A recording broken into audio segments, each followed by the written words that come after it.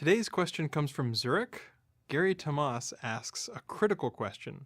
He asks, according to In the Plex, the last Google Dance and Everflex switch came with update BART, but in an earlier post you said it was Fritz. Did the last Google Dance and switch to Everflex come with BART or Fritz? Ooh, okay, good question, and it is critical that we nail down all these last little bits of ancient search engine history, so I'm glad you asked. So BART was the internal code name. It was actually, if I remember correctly, named after a particular salesperson who was especially fresh. So if somebody comes to a Halloween party dressed as Barry Bondage, that's pretty fresh, right? So named after a salesperson internally, BART. It was known as Fritz externally because whenever the Google Dance would happen, it would happen about once a month. And basically you'd have, several data centers.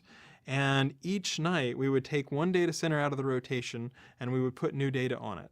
So for about a week, we were swapping out old data versus new data. And so for that week, you'd have the Google Dance because you'd hit either old data centers or new data centers. So once a month, people would look for the Google Dance to happen. They would name them alphabetically like hurricanes. So you'd start with A early in the year and then B the month after that. And so summer, which was F, you'd have gotten to Fritz.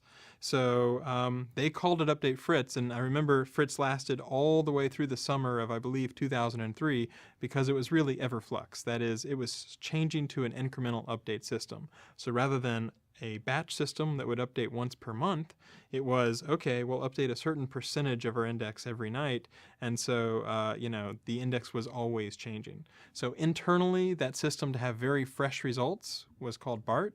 Externally, people called it Update Fritz. So I hope that explains the difference between those two names.